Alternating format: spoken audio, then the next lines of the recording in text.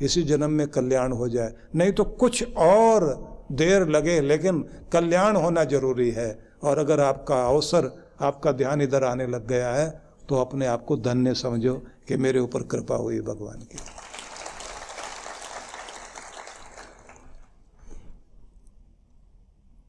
इसलिए जो ये कह दिया ना कि घट में सूझे नहीं, लानत ऐसी जिंद, बाबा तुलसी ने लिखा है, घट में सूझे नहीं लानत ऐसी जिंद, तुलसी या संसार को भयो मोतिया बिंद।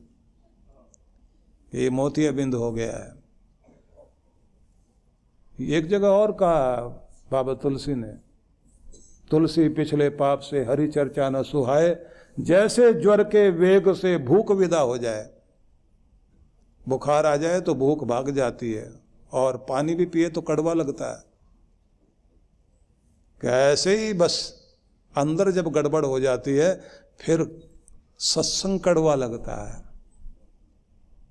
दूसरी चीजें अच्छी लगती हैं।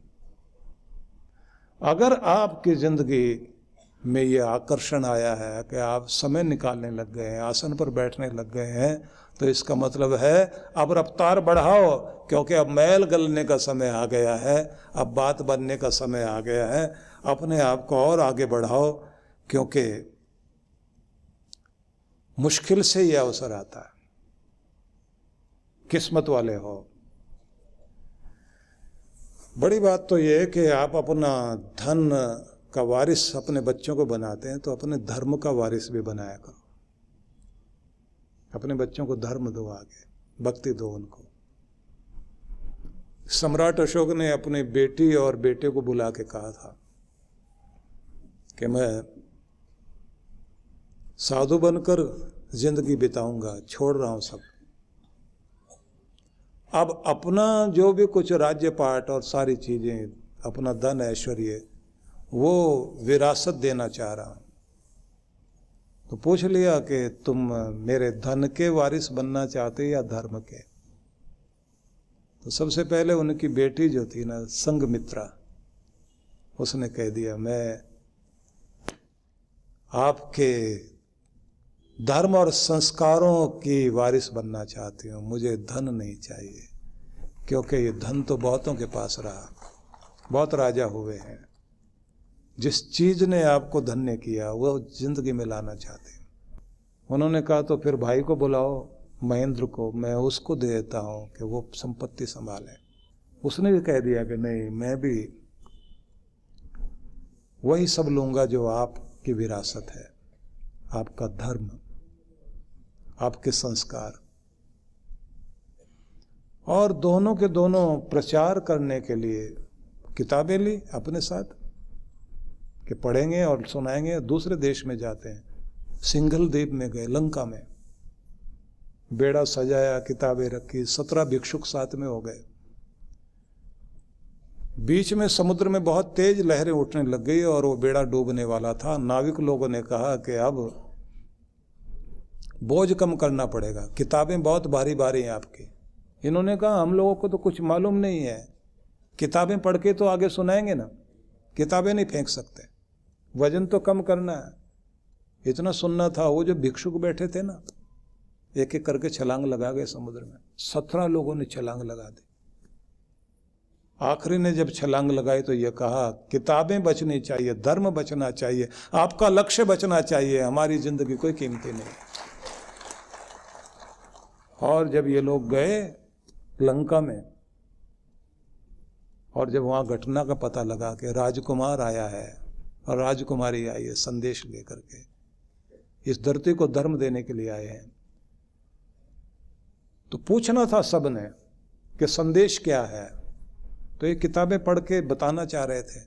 उन्होंने कहा बताने की जरूरत नहीं है, जो हमारे लिए इतनी कुर्बानी देकर आए हों उनकी बात कुछ और सुनने की जरूरत नहीं। हम आपको मानने को तैयार हैं और आपकी परंपरा को मानने को तैयार हैं। आप चलाओ हमें जिधर चलाना चाहते हैं। जिन लोगों ने अपनी जिंदगी इधर दी वो बहुत अलग तरह के लोग थे। बाकी तो संसार वैसा ही है, भीड़ की तरह जीता है, भेड़ बकरियों की तरह जीता है। सब जैसे जी रहे हैं वैसे जी करके कहानी खत्म करके चले जाते हैं।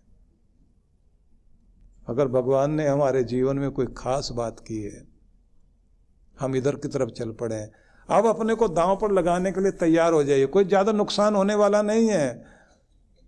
बुद्ध से जब पूछा गया कि समाधि लग गई आपकी, मिला क्या? बोले कुछ भी नहीं, खो गया। क्या? बोले फालतूपन। अब बचा क्या? बोले जो कीमती था वो बच गया, जो फालतू था वो गिर गया, बस यही हुआ है मेरी समाधि में। बोले ये तो समझ में नहीं आई बात। तो बुद्ध ने कहा कि मूर्ति बनाने वाले को देखना कभी,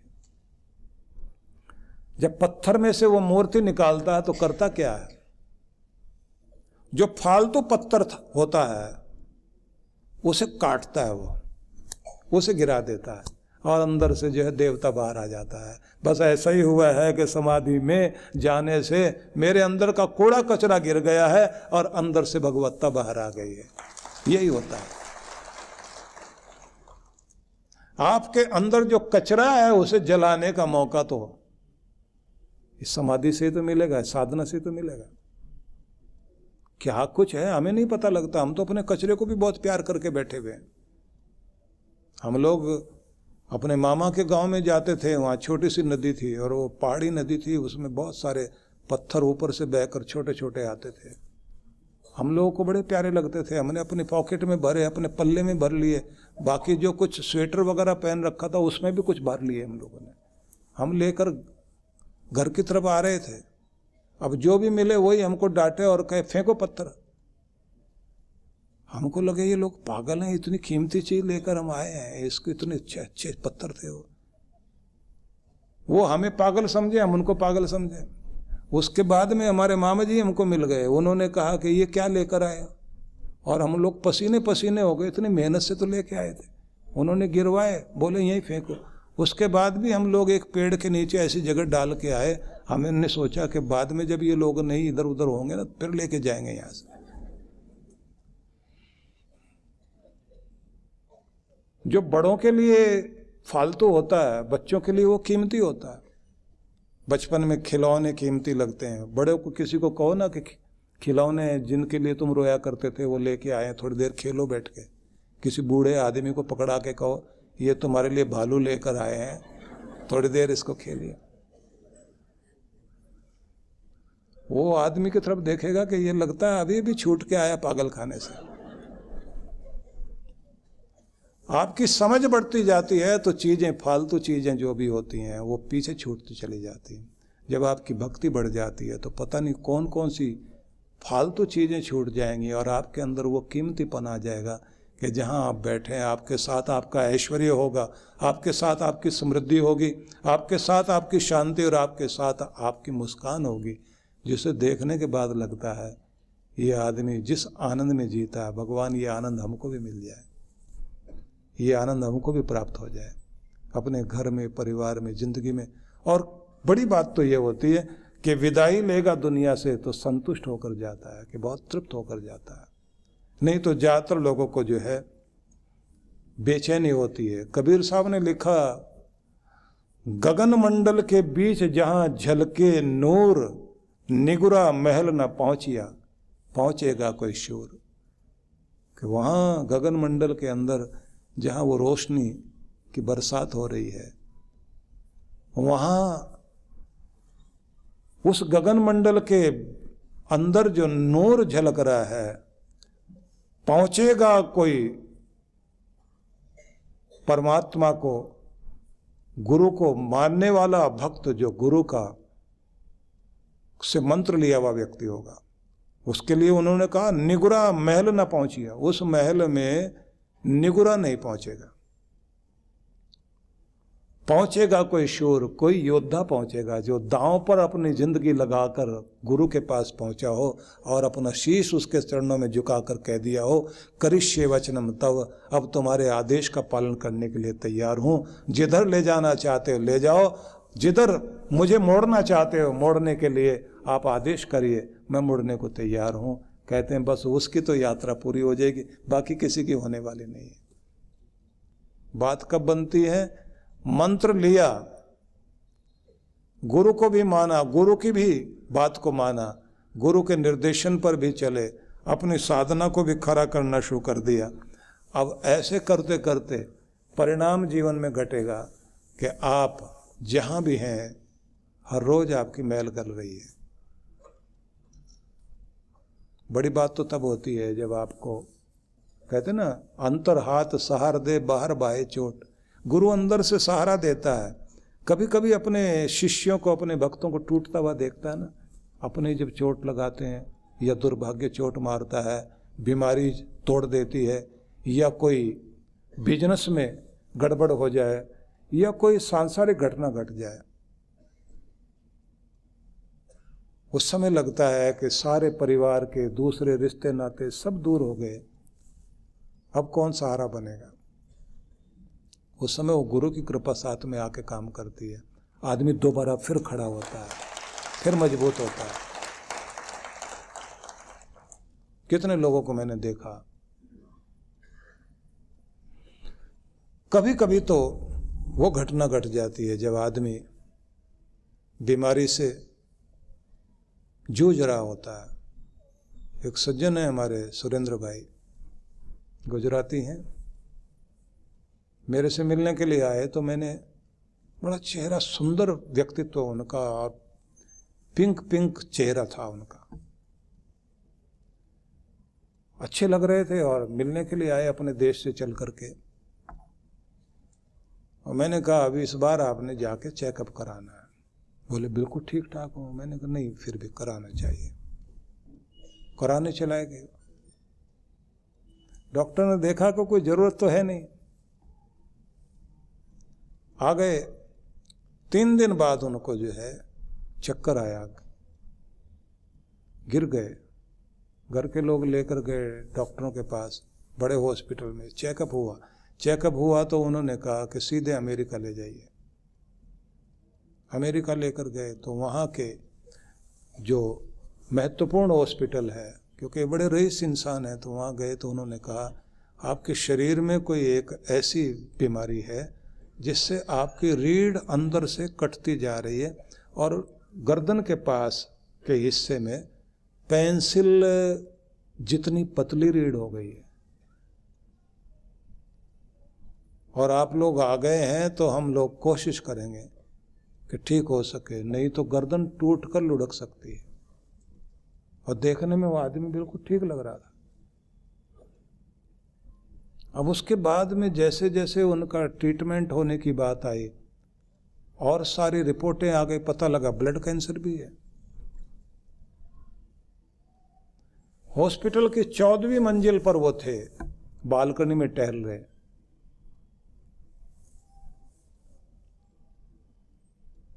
इच्छा हो गई आत्महत्या कर लो बस, क्योंकि अब कैंसर भी है, मरना तो है, डॉक्टर लोग एक्सपेरिमेंट करेंगे। शरीर इतना बेकार हो गया। और मुझे कुछ ज्यादा कुछ नहीं लगा था, उनका जो ओरा था, शरीर के बाहर का जो प्रकाश व्यक्ति का दिखाई देता है, उसमें बहुत कमजोरी महसूस हो रही थी कि जैसे कुछ महीनों से उस व्यक्ति पर कोई चीजें आघात कर रही हैं। अब उन्होंने जो है आत्महत्या करने की बात मन में आई तो उसी समय टहलते टहलते, मरना तो है ही आज, भगवान का नाम ले लें, गुरु को याद कर लें। गुरु के कुछ वचन जो उन्होंने हमारे, वो सुबह शाम सुनते हैं, यूट्यूब पर सुनते थे, तो कुछ वाक्य याद आ गए। वाक्यों ने जैसे ही कहा कि कायर बनकर जिंदगी से भाग मत, सामना कर और हरा अपनी समस्याओं को, खुद मत हार। कुछ वाक्य जो सुने होंगे वो दिमाग में आ रहे थे। रुक गए तो उसके बाद ट्रीटमेंट शुरू हुआ। जैसे जैसे उनका ट्रीटमेंट हो रहा था, 4 महीने हो गए लगातार। डॉक्टर ने उनको कहा कि अब आप यहाँ से छुट्टी हो सकती है आपकी, लेकिन अभी अपने देश में नहीं जाना है। ऐसी जगह जाइए जहां आपको तनाव नहीं आए और जहां की वायु बहुत शुद्ध हो और इन्फेक्शन नहीं होना चाहिए, और आपको उसी तरह से इंजेक्शन लगेंगे जैसे छोटे बच्चे को लगते हैं, क्योंकि आपका नया जन्म हुआ है। तो वो कनाडा में चले गए अमेरिका से। वहाँ जाके उन्होंने एक फ्लैट में रहने लगे, पूरी व्यवस्था हो गई। वहाँ से मुझे फ़ोन कर रहे हैं, ऐसे ऐसे मैंने मरने का प्लान बनाया था। फिर मुझे लगा कि भगवान का नाम ले लूँ, गुरु को याद कर लूँ, और ऐसे ऐसे मैं कर रहा था। बच गया हूँ। तो अब देखता हूँ कि कितनी ज़िंदगी है, लेकिन मेरी इच्छा है कि एक बार मैं मिलूँ आपसे। मैंने कहा जैसे मैंने यहाँ से भेजा था वैसे चल के फिर दोबारा आओगे मेरे पास में? बोले ऐसा होगा। मैंने कहा ऐसा होगा। आए मेरे पास।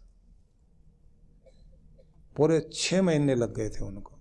6 महीने बाद जब वो आए तो उन दिनों भारत में कुछ वायरस वगैरह की बहुत सारी समाचार वैसे आ रहे थे। तो उन्होंने कहा अभी मैं आने के लिए टिकट बुक कर लिया है, लेकिन सुना है कि बहुत वायरस वगैरह है और पोल्यूशन इतना ज़्यादा है, तो दिल्ली में मैं आपके पास आऊँ, घर के लोग मना कर रहे हैं। तो मैंने कहा जैसे ठीक समझें, रुकना चाहें तो रुकें। और मैंने देखा वो तीसरे दिन आकर मेरे सामने खड़े हैं। मैंने कहा आप तो आ गए हो, वायरस। बोले जब आपने इतने बड़े वायरस से बचा लिया तो ये वाला क्या करेगा? आ गया हूँ मैं।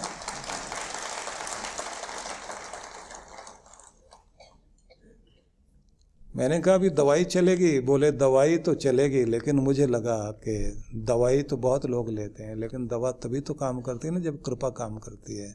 तो इसलिए दोबारा से अपने को चार्ज करने के लिए आया हूँ। अब जब मैंने उनको देखा, मैंने कहा आपकी इतनी बड़ी हिम्मत? बोले हिम्मत हर आदमी में होती है, लेकिन सोई हुई होती है, जगाने वाला कोई चाहिए, और ये तभी काम करते हैं जब गुरु की कृपा होती है।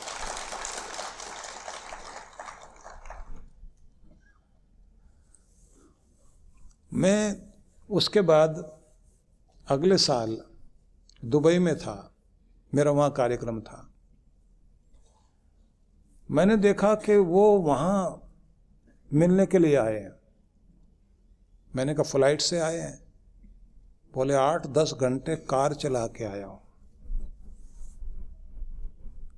फ्लाइट से क्यों नहीं आए? बोले मेरी ये हिम्मत नहीं कि मैं पैदल चल के आ सकूं। इच्छा तो ये थी कि पैदल चल के आऊं और दर्शन करूं, क्योंकि गुरु को कितना आप मानते हैं उसकी भावना से पता लगता। मैं हेलीकॉप्टर लेता या कोई और चीज़ लेकर आता, तुरंत यहीं आके उतर जाता और आकर के दर्शन करके तुरंत चला जाता। तो उससे ये पता लगता है मैं सुविधा की तरफ ज़्यादा जा रहा हूँ। मेरी श्रद्धा कितनी है ये नहीं पता लगता। श्रद्धा तो ऐसे ही पता लगेगी ना कि मैं यात्रा करके आया हूँ। मैंने कहा ज़िंदगी को इतने जोखिम में क्यों डालते हो?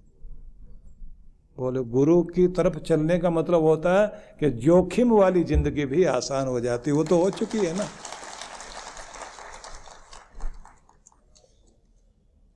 इसलिए कहूँगा कि जो श्रद्धा वाले लोग हैं उनकी श्रद्धा उन्हें वहाँ तक पहुँचाएगी जहाँ की कल्पना भी नहीं कर सकते आप। वो सब चीज़ें जीत लोगे आप जिसके बारे में आपको कभी ये उम्मीद नहीं होती कि ऐसा भी हो सकता है। इसलिए आप अपनी भावना के साथ प्रभु के मार्ग पर चलिए। जब भगवान ये कहते हैं, सीधा आदेश है उनका, मय्येव मन आदस्व, अपने मन को मुझ में एकाग्र करो। मयि बुद्धिम निवेशय, बुद्धि को मुझ में स्थिर करो। निविशिष्यसि मय्येव उत ऊर्ध्वम न संशय, तुम मुझे प्राप्त कर लोगे, इसमें कोई संशय नहीं। मेरे मार्ग पर तुम पूरी भावना से चलो तो सही, तुम्हें मंजिल जरूर मिलेगी। तो भगवान ने जो ये आदेश दिया है आप लोग इस पर ध्यान देंगे। और दूसरी चीज़ जो मैं आप सबसे कहूँगा वो ये कि 2 मार्ग होते हैं आध्यात्मिक क्षेत्र में चलने वाले लोगों के लिए। एक मार्ग वो है जहाँ आप हर रोज़ पाठ पूजा अपने नियम निभा रहे हैं। इसी के साथ में दूसरी चीज करनी पड़ेगी आपको, जैसे मैंने सुबह आपको विनोबा भावे का उदाहरण दिया था कि जब आपकी भक्ति प्लस दया दोनों जुड़ गई तो परिणत हो गई सेवा में। जब आप भक्ति करते हैं तो भावना दया वाली भी होगी और सेवा वाली भी होगी। इसलिए हर दिन आप दाता बनोगे, हर दिन स्वयं सेवक बनोगे, हर दिन काम आने की कोशिश करोगे। तो भक्ति के साथ साथ सेवा जरूरी है। अगर सेवा साथ जुड़ गई तो कल्याण होगा। परम पूज्य सद्गुरुदेव श्री सुधांशु जी महाराज एवं डॉक्टर अर्चिका दीदी जी के पावन सानिध्य में विराट भक्ति सत्संग दिनांक 5 से 8 दिसंबर 2024 कार्यक्रम की रूपरेखा। 5 दिसंबर शुभारंभ, समय सायं 4:30 से 6:30 बजे। 6 से 8 दिसंबर प्रातः 9 से 11 बजे, सायं 4:30 से 6:30 बजे। विशेष मंत्र दीक्षा 8 दिसंबर प्रातः 12 बजे। स्थान श्री राम लीला मैदान, घंटाघर, गाजियाबाद, उत्तर प्रदेश। आयोजक विश्व जागृति मिशन, गाजियाबाद मंडल। संपर्क सूत्र। आप सब परिवार सादर आमंत्रित हैं।